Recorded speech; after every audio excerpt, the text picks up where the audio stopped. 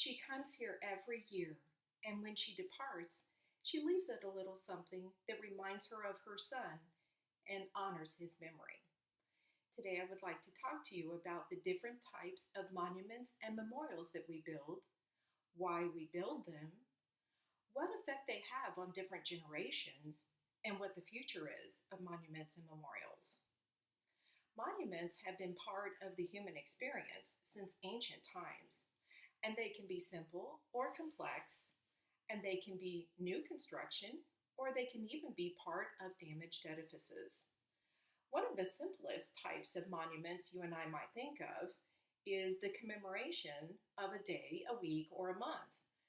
Brian Mosley of the Times Gazette said that there are many worthwhile days that are commemorated, such as the Emergency Nurses Week, but then there are also vague and confusing ones, such as Getting the World to Beat a Path to Your Door Week.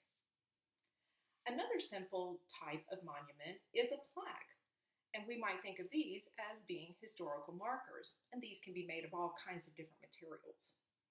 Also in the Bible, God commanded the Israelites to build a monument of 12 simple stones.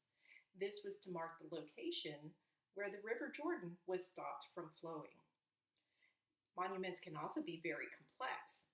The Encyclopedia Britannica tells us that the Great Pyramid of Khufu took 20 years to build. Also there we find that the great and beautiful and majestic Taj Mahal had materials imported from all over the world. Now, we are most familiar with monuments and memorials that have been built purposely, but Brandon Michener and Dagmar Alland of the Wall Street Journal noted that there were war-damaged buildings that were left undisturbed and unrepaired in Europe after the World War.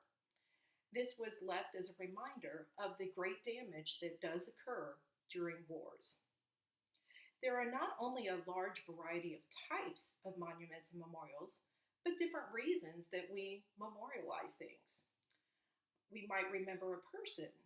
We might also remember an event, and these can be positive or negative types of events. We can also memorialize a location and help us to remember what types of things might have been used or done at that location at some time. When we're talking about memorializing a person, we might build a statue for them, or we might name a building, perhaps a ship, or even a highway after them. So we are all familiar with the Lincoln Memorial, the J. Edgar Hoover Building, which houses the FBI in Washington, D.C., and the Eisenhower Interstate System. And again, they can memorialize different events, and these can be positive or negative. In Oklahoma City, there is a memorial of 168 chairs that represents all the people who were killed during the bombing on that day. In St. Louis, Missouri, we have the Gateway Arch that helps us to recognize the effect and the benefit that we as a country received from the settlers who went west to settle that area. Locations that had a significant use at one time can be marked with a plaque, or they may have the entire location set aside for preservation. The location of the first school in America is marked with a plaque, while the location where the Declaration of Independence was signed has wholly been preserved for the future. So we've seen that there are different types of things that are memorialized. We also need to think about the different effects that these have on different generations. And the effect is going to be different depending upon the connection that the visitor has with the event or memorial, a person that is being memorialized. For instance, I've seen soldiers sob at locations where they are having their memory stirred, thinking about their old friends that have been killed in various wars. On the other hand, if you don't have a connection to this particular location, you may find that your curiosity is piqued to find out more about it. For instance, when I visited the home of a famous author, I decided I wanted to check out some of the works that he had done so I could understand why he was considered such an important author. We will oftentimes see that these things are going to help us to understand the significance of these people and events. So that's very important for us to understand that by having had the opportunity to visit these monuments and memorials. Now, we need to discover what is going to be the future for monuments and memorials. We see that the world is rather obsessed with memorializing, and less worthy things are memorialized all the time, while the efforts to remember things of great importance oftentimes become battles in and of themselves. The Times Gazette, Brian Mosley, author, noted that there are 143 things, individual things, that are commemorated throughout the month of October. And Nell Ferguson of the Financial Times said, in our rush to commemorate everything, we may wind up devaluing the commemoration and nothing will be important to us after all.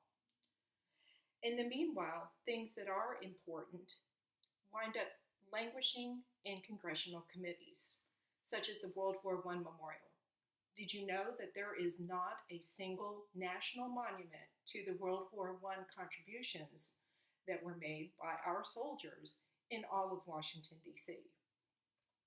And there were heated arguments for years over the location and the design that was going to be used for the World War II Memorial. And that was reported by Rudy Kleistober in the Wall Street Journal.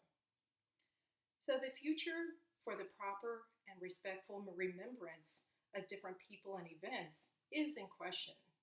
And so we may need to remind ourselves why it is that we build these memorials to begin with. We've seen the different types. We've seen that these are important throughout human history, all these different memorials. We've also seen all the different ways that they are built or constructed.